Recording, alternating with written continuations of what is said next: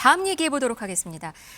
정부가 대규모 증세를 추진하는 세제 개편안을 확정했습니다.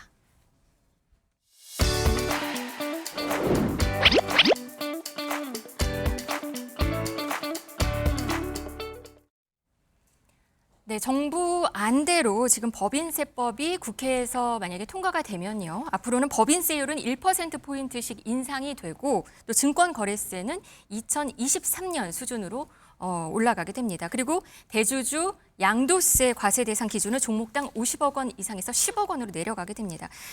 기재부에 따르면 이 세제 개편안이 이제 그대로 확정이 되면 5년간 걷어들이는 그 세수 자체는 꽤 늘어나요. 35조 정도 추가 세수 확보가 가능하다라고 얘기를 하고 있습니다. 아무래도 지금 정부의 기조가 조금 쓰겠다, 정부 주도로 좀 쓰겠다라는 거고요. 우리나라 경기가 그만큼 안 좋으니까 좀 쓰겠다라는 부분도 있고 또 향후에 우리나라의 기초 체질에 영향을 줄 수 있는 AI 산업 같은 것들도 정부 주도로 하겠다라고 하니까 아무래도 정부가 쓸 게 굉장히 많습니다. 이렇게 봤을 때 중요한 조건 중에 하나는 세수가 기반이 굉장히 안정적이어야 하는데 네. 저희 가장 이전의 진보 정부인 문재인 정부 초반이랑 비교해 보면 그 당시에 비해서 지금이 세수 기반도 훨씬 더 안정적이지 않고 심지어 세수 결손이 지금 올해 3년 연속 날 것으로 예상되는 상황이고 네. 그리고 그 당시에는 한국은행이 막 경제 성장을 전망치를 계속 올릴 만큼 경기가 좀 좋은 상황이었는데 지금 경기가 좋지 않은 상황, 뭐 관세 정책 이런 것들이 있는 상황이다 보니까 아무래도 세수를 늘릴 방안을 정부에서 좀 짜낸 것이 아닌가라고 생각하고 있습니다. 이렇게 되면 지금 미국발 관세 폭탄이 있는 상황인데 국내 기업들에 있어서는 이렇게 법인세가 올라가게 되면 좀 활력을 잃지 않을까 하는 우려가 있거든요. 당연히 걱정이 되죠. 예. 이게 법인세라는 것이 참 이렇게 어려워요. 그러니까 법인세는 그러니까 우리가 소득세나 부가가치세는 이렇게 소득세는 소득이 있는 개인이 내는 것이고 부가가치세도 내가 소비할 때 내는 거잖아요. 그러니까 누가 부담하고 누가 내는지 명확하거든요. 근데 법인세는 이게 참 어렵습니다. 법인세는 납부 책임은 사실 기업에게 있지만 실질적으로 누가 부담하느냐 생각해 보면 네. 그러니까 기업에 속해 있는 근로자도 부담을 하게 되고 왜냐하면 제품 가격이 올라갈 수밖에 없거든요. 그러면 올라간 가격을 부담해야 되기 때문에 또 아무래도 세금을 더 많이 내니까 세후 이익이 줄어드니까 사실은 주주에게 배당한 몫도 줄어들어요. 또 그럼 기업 입장에서도 아무튼 그 세후 이익이 줄기 때문에 투자할 수 있는 여건도 좀 줄어들게 되고 그러니까 이런 상황이기 때문에 법인세 인상에 대해서는 사실 굉장히 조심스럽게 접근할 필요가 있긴 있는데요. 네. 근데 이제 그 OECD 평균적으로 그 법인세율이 한 22% 왔다 갔다 하고 있거든요. 미국은 21%입니다.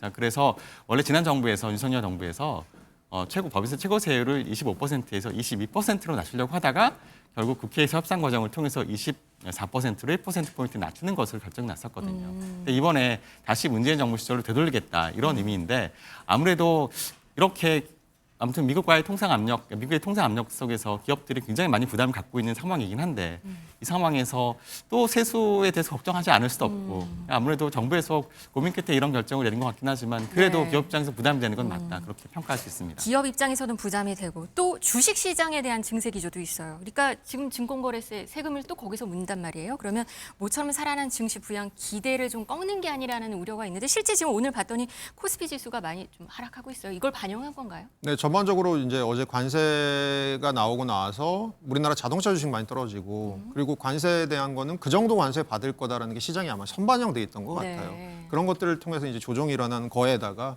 오늘 이 세제 개편안이 나오면서 아무래도 시장이 기대했던 것보다는 조금 세제 개편안이 조금 세수를 늘리는 방향으로 자본시장에 약간 참여자들에게 조금 더 세금을 걷는 방향으로 가는 부분이 있기 때문에 이런 쪽에서 지금 시장이 좀 실망하는 것이 분명히 있는 것 같고요. 더 궁극적으로 보면 이게 정부가 하고자 하는 코리아 디스카운트 해소를 통한 주식시장 활성화의 기조와 조금 반대되는 부분도 있는 것 같습니다. 이게 좀 반가운 좀 내용들도 몇 개는 있는데 한번 보고 가죠. 자녀가 많을수록 신용카드 공제는 좀 확대가 되고요. 또 2명 이상일 때는 400만 원까지 되고요. 또 초등학생 1, 2학년의 예체능 학원비에는 세제가 지원이 되는 것 같습니다. 네. 이 내용은 좀 어떻게 해석할 수 있을까요? 그러니까 지금 정부에서 이런 어떤 세제 개편을 가지고 우리 저출산 문제를 좀 접근해 보겠다 이런 취지로 이해할 수 있을 것 같습니다. 사실 신용카드 소득공제 제도 같은 경우에는 숨은 세원을 발굴하겠다는 취지였고요. 근데 네. 이미 어느 정도 충분히 숨은 세원은 발굴됐다고 학계에서 충분히 평가가 되고 있거든요. 그래서 매년 일몰을 들여할 때마다 이 신호가세 소득공제는 이제 폐지하는 게 맞다고 주장하는 그런 학자들도 많이 있거든요.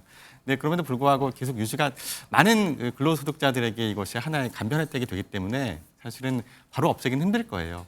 그런데 이것을 어찌 보면은 추가적인 세원 발굴을 하기보다는 우리 저출산 정책의 하나의 일환으로 활용하겠다라는 정부의 생각인데 저는 이 정도 생각은 좀 바람직하지 않나. 그렇게 접근하는 것도 괜찮다라고 평가합니다. 외국인 관광객이 한국에서 미용 목적 수술을 받을 때 세금을 돌려받는 혜택이 있었다고 합니다. 이게 폐지가 된다고 하네요. 저는 이런 게 있는지 잘 몰랐어요. 우리나라가 가진 원천 기술이 있거든요. 목록이 있어요. 그 네. 목록 안에 들어가 있는 것 중에 하나가 뭔지 아세요? 아, 뭐예요? 보톡스입니다. 아, 그런가요? 예, 그것도 우리나라의 원천 기술 중에 하나거든요. 그 정도로 우리나라가 성형 강국인데 어떻게 보면 외국인들이 K 문화가 K 컬처가 확산되니까 네. 한국식으로 하고 싶은 이런 것들이 많아서 우리나라에 와서 미용 성형 많이 받았는데 이걸 좀 더 활성화하기 위해서 여기서 비용을 지불했을 때 세금이 나오잖아요. 그 세금 부분을 돌려주는 정책들 돌려줬다고 예, 했더라고요, 했는데 지금까지는. 이제는 그거 안 해도 아, 많이 온다. 뭐 이런 부분인 것 같습니다. 네. 아니, K-뷰티 요즘에는 성형외과뿐 아니라 피부과에도 그렇게 외국인들이 많이 온다고 해요. 그러니까 예, 맞습니다. 그러니까 미용 목적의 의료 서비스도 우리나라가 굉장히 잘 돼 있는 것 같고요. 이렇게 해서 사실 원래 줄일 수 있는 세금, 더 거둘 수 있는 세금이 한 955억 정도 굉장히 많았네요. 된다고 합니다. 네. 굉장히 큰 금액이죠. 근데 이게 네. 사실은 부가가치세 환급해 주는 거거든요. 그러니까 근데 부가가치세라는 건 사실 소비지 과세 원칙이에요. 네. 그래서 사실 우리가 그러니까 예를 들어서 외국에서 물건을 사왔을 때도 면세 혜택을 받잖아요. 네. 그러니까 재화에 대해서는 확실히 그 국가에서 소비를 하는데 서비스는 어떤 것이냐. 아, 이제 그렇죠. 이게 논란의 여지가 생각을 있는 다시 해봐야 거죠. 되네요. 네, 알겠습니다. 한미 관세 협상 타결 후속 소식 그리고 방금 내년에 세제 개편안 얘기까지 해봤습니다. 허준영 서강대 경제학부 교수, 송원재 서울시립대 경제학부 교수였습니다. 감사합니다.